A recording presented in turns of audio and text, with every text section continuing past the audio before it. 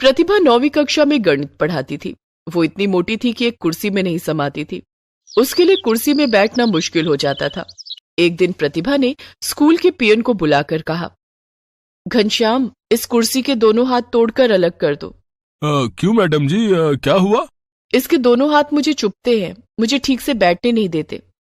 घनश्याम कुर्सी के दोनों हाथ छूकर देखता है और कहता है, इन्हें तोड़ने में ज्यादा मेहनत नहीं करनी पड़ेगी। आपके वजन के भार से ये पहले ही हिलने लगी है, ये देखिए। घनश्याम कुर्सी के दोनों हाथ हिलाकर प्रतिभा को दिखाता है और एक ही झटके में उन्हें तोड़ देता है। ये लीजिए मैडम जी, ये तो अलग हो गए। अब आपको परेशान नहीं करेंगे, आप आराम से बैठिए। घनश्याम ने इसलिए प्रतिभा की कुर्सी के दोनों हाथ तोड़कर अलग कर दिए थे ताकि प्रतिभा कुर्सी में समा सके। उस दिन जैसे ही वो क्लास में पहुंची, उसने देखा कि ब्लैक बोर्ड पर किसी बच्चे ने हम्टी डम्टी की तस्वीर बना दी थी। बच्चे उसे मजाक में हम्टी डम्टी मैडम कहकर उसका मजाक उड़ाते थे। ब्लैक बोर्ड पर हम्टी डम्टी की तस्वीर देखकर प्रतिभा भड़क जाती है। वो गुस्से में बोली, ये हम्टी डम्टी की तस्वीर किसने बनाई है? किसी बच्चे ने कोई जवाब नहीं दिया। प्रतिभा ने डस्टर से हम्टी डम्टी की तस्वीर मिटा दी। प्रतिभा जानती थी कि उसके मोटापे की वजह से बच्चे उसका बहुत मजाक उड़ाते हैं, लेकिन फिर भी वो अपना मोटापा कम नहीं कर पाती थी क्योंकि उसे खाने का बहुत शौक था। वो ज्यादातर फास्ट फूड खाया करती थी। स्कूल आने से पहले वो आलू के पराठे खाकर आती थी। लंच में वो मैगी जरूर खाती और स्कूल की छुट्टी के बाद गोलगप्पे, मोमोज और बर्गर खाना उसका पसंदीदा काम था, जिससे उसका वजन दिन पर दिन बढ़ता जा रहा था। लेकिन प्रतिभा का अपने मोटापे की ओर कोई ध्यान ही नहीं था, जिस वजह से बच्चे तो बच्चे, अब स्कूल की दूसरी शिक्षिकाएं भी प्रतिभा का मजाक उड़ाने लगी थी। अपने मोटापे की वजह से वो काफी धीरे धीरे चल पाती थी। वो देखो, प्रतिभा आ रही है, खाने की दुकान। मुझे तो डर लगता है कि इसके चलने से कहीं धरती न फट जाए। पता नहीं धरती माता इसका बोझ कैसे संभाल पाती होंगी। प्रतिभा जानती थी कि स्कूल की दूसरी शिक्षिकाएं भी उसके मोटापे का मजाक उड़ाती हैं, लेकिन फिर भी वो अपना मोटापा कम करने के लिए कुछ नहीं करती थी। एक दिन स्कूल में टीचर्स डे पर खास कार्यक्रम का आयोजन किया गया था।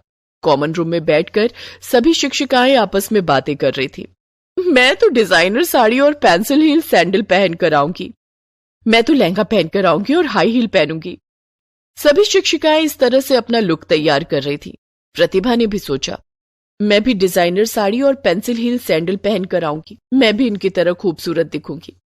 हालांकि प्रतिभा ने न तो कभी डिजाइनर साड़ी पहनी थी और न ही पेंसिल हील सैंडल, लेकिन सुंदर दिखने की चाहत में उसने टीचर्स डे के दिन डिजाइनर साड़ी और पेंसिल हील सैंडल पहनने की ठान ली। उसी दिन शाम को वो बाजार जाकर अपने लिए डिजाइनर साड़ी और पेंसिल हील सैंडल खरीद लेती है और टीचर्स डे के दिन वो उन्हें पहनकर स्कूल जाती है।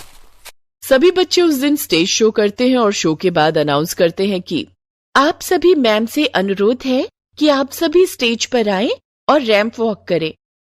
अनाउंसमेंट सुनकर सभी शिक्षिकाएं स्टेज पर आ जाती हैं। प्रतिभा भी स्टेज पर आती है। सभी शिक्षिकाएं रैंप पर कैटवॉक करने लगती हैं, लेकिन प्रतिभा जब कैटवॉक करने लगती है तो वो अपने मोटापे के कारण हाई हील सैंडल नहीं संभाल पाती है और स्टेज पर धड़ाम से गिर जाती है। ये सब देखकर सभी बच्चे जोर जोर से हंसने लगते हैं। प्रतिभा को बहुत बुरा लगता है। तब स्कूल की प्रिंसिपल प्रतिभा को उठाती है और सभी बच्चों को डांटकर चुप करा देती हैं। दूसरे दिन प्रतिभा जब स्कूल आती है और बच्चों को पढ़ाने के लिए क्लासरूम में जाती है तो देखती है कि किसी बच्चे ने ब्लैक बोर्ड पर हम्टी डम्टी की तस्वीर बनाई थी जो कि जमीन पर गिरा हुआ था। वो समझ जाती है कि बच्चे उसी का मजाक उड़ा रहे हैं। उस दिन तो हद ही हो गई। किसी बच्चे ने गोदाम में पड़ी पुरानी कुर्सी लाकर प्रतिभा के टेबल के पास रख दी। प्रतिभा जैसे ही कुर्सी पर बैठी, कुर्सी टूट गई और प्रतिभा फिर से जमीन पर गिर गई। इस बार उसे ज्यादा ही चोट लग गई थी। वो दर्द के मारे चीखने लगी। उसकी आवाज सुनकर स्कूल का पियोन घनश्याम दौड़ कर आया। क्या हुआ मैडम जी, आपको चोट तो नहीं लगी? मैं उठ नहीं पा रही हूँ, मेरी कमर में बहुत दर्द हो रहा है। घनश्याम ने सहारा देकर प्रतिभा को उठाने की कोशिश की, लेकिन ज्यादा भार होने के कारण वो प्रतिभा को नहीं उठा पाया। उसने आवाज लगाकर दूसरे